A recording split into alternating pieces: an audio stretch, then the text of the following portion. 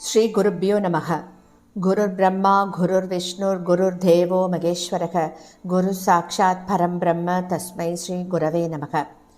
சதாசிவசமாரம்பாம் சங்கராச்சாரிய மத்தியமாம் அஸ்மதாச்சாரிய பர்யந்தாம் வந்தே குரு பரம்பராம்.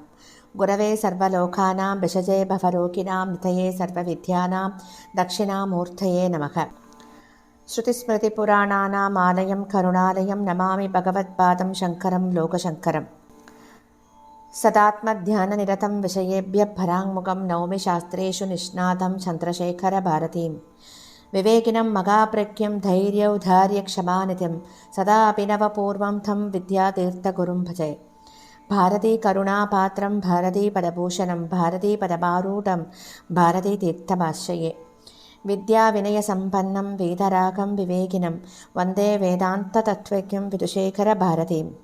அனைத்து பெரியோர்களுக்கும் நீலாயதாட்சி குமாரின் நமஸ்காரங்கள்.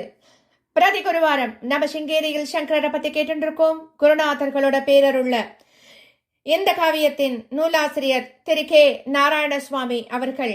இவர் எழுதிய புத்தகத்தின் ஒவ்வொரு வரிகளையும் நாம ரொம்ப அனுபவிச்சு கேட்டுருக்கோம். பிரதி குருவாரத்திலையும் போன வாரத்தின் தொடர்ச்சியை தான் தொடர்ந்து கேட்க போகிறோம். 103வது வாரமாக மாதவ மந்திரி முன்னே நடந்து வழிகாட்டுறார். அவருக்கு பின்னாடி ஸ்ரீ வித்யாரண்யரும் புக்க மகாராஜாவும் ஸ்ரீ வித்யாசங்கர ஆலயத்தை நோக்கி நடந்துருக்கா. சிற்பங்களை எல்லாம் பார்க்கிறா. நிறைய விஷயங்கள் மாதவ மந்திரி அவளுக்கு எடுத்து சொல்லிண்டே வந்துருக்கார். அப்படி சொல்லிண்டு வரும் வழியில தான் சொல்றார், பரபரப்போட ஒரு விஷயத்த சொல்றார். அதுதான் நாம கேட்க போறோம் இன்னைக்கு. அவர் சொல்றார், ஆச்சாரியார் அவர்களே, இந்த சிற்பத்தை பாருங்கோ. இவர் சாக்ஷாத் அந்த ஸ்ரீ சங்கர பகவத் பாதராகத்தான் இருக்கணும். உயர்ந்த ஆசனத்துல அமர்ந்திருக்கும் பரமஹம்ச சந்நியாசி உருவத்துல காணப்படுறார் இவர். கழுத்துல ருத்ராட்ச மாலை, வலக்கரத்துல சின்முத்திரையை, அவருடைய வலக்கரம் சின்முத்திரைய காட்டுறது. இடக்கரத்துல புஸ்தகம் வச்சுருக்கார். பக்கத்திற்கு இருவராக 4 சன்னியாசிகள் அவருக்கு எதிரில் கீழே அமர்ந்து கொண்டு அவருடைய திருமுகத்தை மிகவும் கவனமா பார்த்து கொண்டிருக்கா. இவர்கள் ஆதி ஆச்சாரியாலோட 4 முக்கிய சீடர்களாகத்தான் இருக்கணும். அதற்கு மத்தியில வியாசபீடம் வேறு காணப்படுறது. இப்படி சொல்லிட்டு பக்தியோட கைகூப்பி அந்த சிற்பத்தை வணங்குறார் மாதவர். அதை கேட்டுக்கொண்டிருந்த மகாராஜாவும் பக்கத்துல வந்து உத்து பார்க்கிறார். ஆமாம், இது ஆதிசங்கர பகவத் பாதால் தான். 4 சிஷ்ய சன்னியாசிகள், ஸ்ரீ சுரேஸ்வரர், ஸ்ரீ பத்மபாதர், ஸ்ரீ ஹஸ்தாமலக்கர், ஸ்ரீ தோடகர் இவர்கள் அப்படின்னு ஆமோதிச்சு சொல்றார்.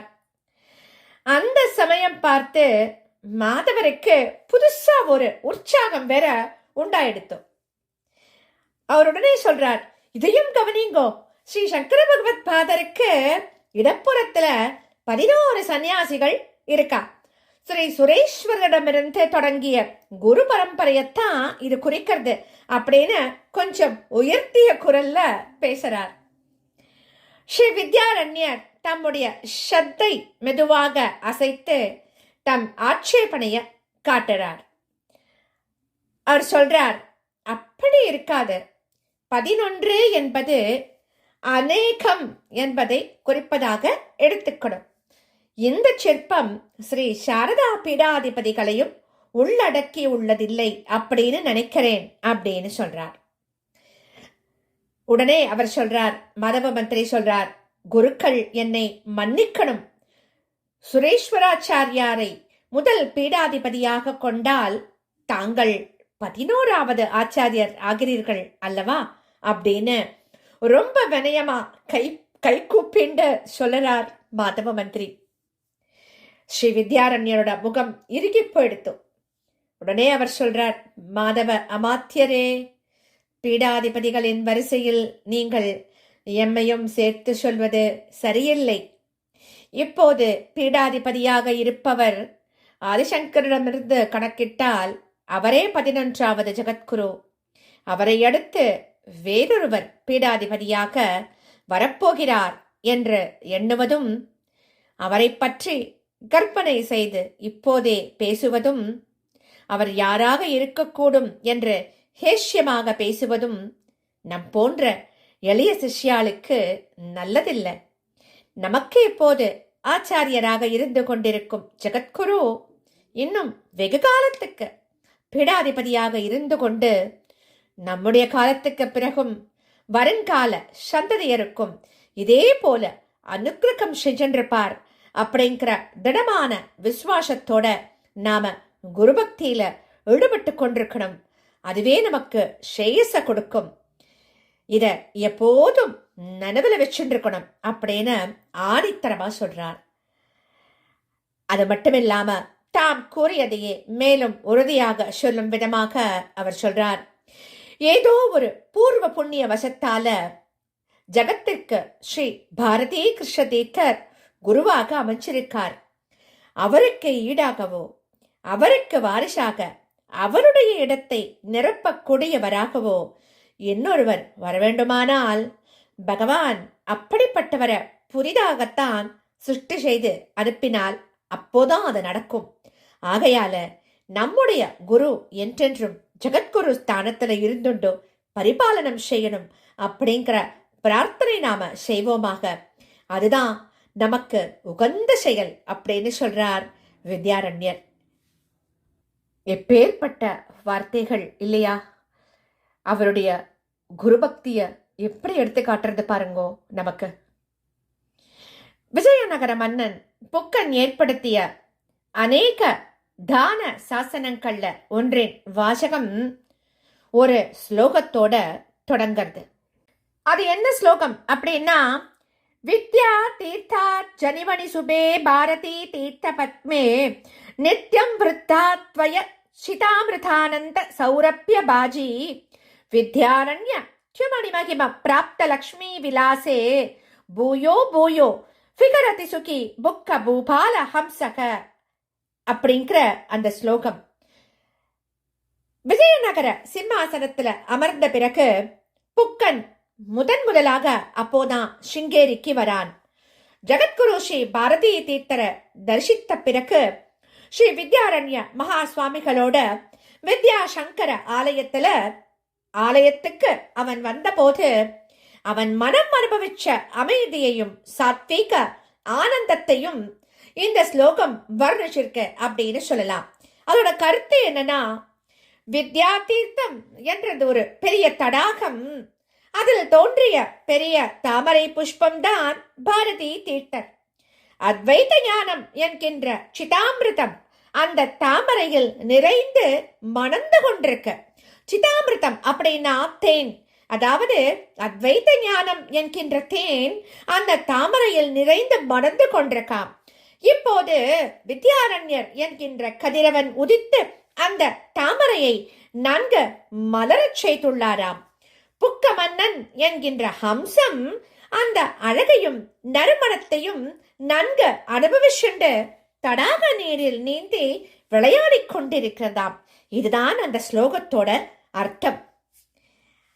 அரிகர மன்னனுடன் இணைந்து பல ஆண்டுகள் போர்க்களங்களிலேயே கழிக்கிறான் புக்க மகராஜன். அவன் வெற்றிகளையும் தோல்விகளையும் மாறி மாறி கண்டு அவனுடைய மனம் அலுப்படைஞ்சு போயிடுத்தான். மன்னனாகிய பின் சிற்றரசர்களுடைய கலகங்கள், ராஜ்ய விவகாரங்கள் இவற்றிலெல்லாம் மூழ்கி அந்த ராஜ வாழ்வும் அலுத்து போயிடுத்தாம் அவனுக்கு. அதனால அவன் மனம் அமைதியைத்தான் நாடுகிறது. அப்போ சிங்கேரி என்கின்ற தபோ பூமியில் கால் பதித்தவுடன் அவன் மனம் சாந்தியை அடைந்து விட்டதாம். இப்போது எந்த பிரச்சனையும் அவனுக்கு ஒரு பொருட்டாகவே இல்லையாம். ஏன்னா அவனை ரட்சித்து வழிகாட்டத்தான் ஸ்ரீ பாரதி தீர்த்தர், ஸ்ரீ வித்யாரண்யர் என்று 2 மகா புருஷர்கள் இருக்கிறார்கள் இல்லையா? அவர்கள் அருகில் இருப்பதுதான் அவனுக்கு ரொம்பவும் பாதுகாப்பாக இருக்கிறதாம். இப்படி அவன் எண்ணமிட்டு கொண்டே இருந்த போது மன்னனின் காதில் ஸ்ரீ வித்யாரண்ய சுவாமிகள் மாதவ மந்திரியிடம் கூறிய வார்த்தைகள் அவனுக்கு காதல விழர்ந்து. எதிர்கால திட்டங்களை பற்றி தன்னுடைய எண்ணங்களை வெளியிட அது சரியான தருணம் இல்லை அப்படின்னு நினைச்சுக்கிறான். இங்கிதத்தோட மௌனம் காக்கிறான் மகாராஜன். அப்போ ஆச்சாரியாள் சொல்றா, ஹே ராஜன், ஜெகத்குருவின் உத்தரவுப்படி நாம் இதே போல் மற்றொரு முறை இந்த வெளிப்பிரதட்சண பாதையில் வலம் வந்து சுவருக்கு வெளியே உயரத்தில் அமைக்கப்பட்டிருக்கும் தேவதா ரூபங்களையும் பார்த்துடலாம். மூலஸ்தான தரிசனம் அவருடனேயே ஆகட்டும் அப்படின்னு சொல்றார். மன்னனும் மாதவ மந்திரியின் பக்கம் திரும்பி, பிரதம அமாத்தியரே, நீங்கள் போய் சாசன வாசகத்தை தயார் செய்து அதை ஜெகத்குருவின் சன்னதிக்கு எடுத்து வந்து விடுங்கோ, நாம அங்கேயே சந்திப்போம் அப்படின்னு சொல்லி மாதவ மந்திரிய அனுப்பிட்டான். பிறகு ஆச்சாரியரும் அவனும் மீண்டும் ஒரு முறை முன்னே வலம் வந்த வெளி பிரதட்சண பாதையிலேயே நடக்க ஆரம்பிக்கிறார். தர்ஷனார்த்தம் சிங்கேரிக்கு யாத்திரையாக செல்லும் அநேக குருபக்தாள்லாம் அங்கே ஓரிரு நாட்கள் மட்டுமே தங்க முடியறது. ஆகையால அவளுக்கெல்லாம் வித்யாசங்கர ஆலயத்தை நன்னா சுத்தி பார்த்து அதன் எல்லா அம்சங்களையும் கண்டு ரசிப்பதற்கு அவகாசம் இல்லாம போய்விடுகிறது. வெகு அபூர்வமாக வரும் சிற்பக்கலை ரசிகர்கள் மட்டுமே ஒவ்வொரு சிலையாக நுணுக்கமாக பார்த்து குறிப்புக்கெல்லாம் எடுத்துக்கொண்டு செல்வதை நாம பார்க்க முடியறது. நிச்சயமா இது ரொம்ப உண்மை. இது ஸ்ரீ சிங்கேரி சாரதா பீடத்தின் சரித்திரத்துல அந்த கோவிலின் நிர்மாணம் வெகு முக்கியமான திருப்பு முனையாக அமைந்தது அப்படின்னு சொல்லலாம். பீடாதிபதியாக இருந்த ஒரு பெரும் மகானின் ஸ்மரணை எந்த காலத்திலும் இருக்க வேண்டும் என்பதற்காக கட்டப்பட்ட கோவில் அது. அப்படினாலும் அதுவே ஒரு முக்கியமான செய்தியை வித்தியாசம் இல்லாம அனைவருக்கும் தரக்கூடிய நினைவு சின்னமாகவும் அமைஞ்சுடுத்து. நாட்டை ஆள்பவர்கள், சமய போதகர்கள், தத்துவ ஆராய்ச்சி செய்து பிரச்சாரம் செய்யும் பண்டித மணிகள், அவா தவிர பாமர மக்கள் அனைவருக்கும் தேவையான செய்திதான் அது. சர்வமத சமரசம், சர்வ சித்தாந்த சமரசம், சர்வ தேவதா சமரசம் என்று எல்லாவற்றிலும் சமரசபாவம் ஏற்பட வேண்டும் அப்படிங்கிற செய்திதான் அது. ஆலயத்துல இருந்த மூல சன்னதிகளும் சுவர்களிலும் தூண்களிலும் அமைக்கப்பட்ட சிற்பங்களும் எல்லாம் சேர்ந்து அந்த செய்தியை தான் நமக்கு கொடுக்கிறது. ஸ்ரீ வித்யாரண்ய சுவாமிகள் முன்னே நடக்கிறார். மன்னன் அவரை தொடர்ந்து பின்னே வந்துருக்கான். அங்கே நின்னுண்டு எல்லா சிற்பங்களையும் பார்க்கிறா. ஆலயத்தோட வெளிச்சுவரில் உயரத்தில் ஒன்றை எடுத்து மற்றொன்றாக அமைக்கப்பட்ட தேவதா மூர்த்திகளை பற்றி அவையவற்றுக்கு ஏற்பட்ட தியான ஸ்லோகங்கள், விசேஷ அடையாளங்கள், புராண கதைகள் எல்லாவற்றையும் நினைவு கூர்ந்து விளக்கிண்டே வரார் ஸ்ரீ ஆச்சாரியர். தனித்தனியான சன்னதிகள் போன்ற கட்டமைப்புகள், அழகிய பின்புலங்கள், சிறிய அளவுல பரிவார தேவதைகள், வாகனங்கள் அப்படின்னு ஒவ்வொரு சிலையையும் பார்த்த உடனேயே பக்தியை தூண்டுவதாக அமைக்கப்பட்டிருக்கு அங்க எல்லாமே. அது மட்டுமில்ல, சிவவிஷ்ணு பேதம் காட்டப்படவே இல்லை, உயர்வு தாழ்வு பேதமும் காட்டப்படல. மகாவிஷ்ணு, பரமேஸ்வரர், முருகப்பெருமான், கணபதி, லக்ஷ்மி, சரஸ்வதி, பார்வதி தவிர காயத்ரி, சந்திரன், சூரியன், ஹயக்ரீவர், பைரவர் அப்படின்னு யார் எந்த தேவதையை மனதில் நினைச்சாலும் அந்த தேவதை அங்கே பிரசன்னமாக இருப்பத பார்க்க முடியாது. தெய்வ சிலைகளின் எண்ணிக்கை 100, 80, 60 அப்படின்னு சரியாக எண்ணி கூற முடியாதபடி அத்தனை நெருக்கமாகவும் தனித்தனியாகவும் சேர்ந்தும் முன்னும் பின்னும் நிறைய காணப்படுறது. ஸ்ரீ வித்யாரண்ய சுவாமிகள் தாம் எதை பார்த்து அதிகமாக ரசித்தாரோ, எது அதி நூதனமாக இருந்ததோ, எது வித்தியாசமாக அமைக்கப்பட்டிருந்ததோ அதையெல்லாம் மன்னருக்கு காட்டி அவரையும் மகிழ்விக்கிறார். அவற்றில ரொம்பவும் முக்கியமான சிற்பங்கள் சிம்ம வாகினியான துர்கா தேவி தர்ஜனி முத்திரையோட காணப்படுறாளாம். சிங்கேரி மடத்தின் தீர்த்த கஷேத்திரமான ராமேஸ்வரத்துல ராமபிரான் மணலில் லிங்கம் அமைச்சு மகேஸ்வரனை பூஜித்த காட்சியும் அங்க காணப்படுறது. அது மட்டுமல்ல, யமதர்மராஜன் 4 புஜங்களுடன் கதை, சர்பபாசம், அபயதான முத்திரைகள் ஏந்தியவனாகவும் காணப்படுறான். அது மட்டுமா, மிருத்து தேவதை நின்று கொண்டு தன்னுடைய 2 கரங்கள்ல ஒரு சர்ப்பத்தின் தலைப்பக்கம் வால் பக்கம் 2ஐயும் பிடித்து காட்டிக் கொண்டிருக்கார். 2 பக்கங்களிலும் 7 தலைகளை உடையதாக இருக்கு அந்த சர்ப்பம். அதோட சர்ப்பத்தோட வால் நுனி காணப்படவே இல்லை. கைகள்ல ஜபமாலை, அமிர்த கலசம், புஸ்தகம், பத்மம் ஆகியவற்றை ஏந்திண்டு தென்புறம் நோக்கி அமர்ந்திருந்தார் மேதா தட்சிணாமூர்த்தி. சாவித்ரி மண்டலத்தின் மத்தியில் ரதாரூடியாக தேவி காயத்ரி 4 முகங்களோட பிரசன்னமா காணப்படுறாளாம். ரதத்திற்கு ஒரே ஒரு சக்கரம், 2 சிம்மங்கள் ரதத்தை இழுத்துண்டிருக்காம். பிரம்ம ரூபிணியாக 4 முகங்களுடன் இருந்தாலும் சமஷ்டி ரூப காயத்ரியாக 10 கரங்களில் சங்கம், சக்கரம் இதையெல்லாம் ஏந்திருக்காளாம். ஸ்ரீ வித்யாரண்யர் காயத்ரி தேவியின் தரிசனத்தில் ஆழ்ந்து தம்மை மறந்தவராக அங்கேயே வெகு நேரம் நின்றுட்டே இருக்காராம்.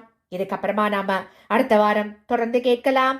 ஸ்ரீ சத்குரு பாக்கி, ஸ்ரீ சத்குரு பாக்கி, ஸ்ரீ சத்குருநாதா சரணம் சரணம் சரணம்.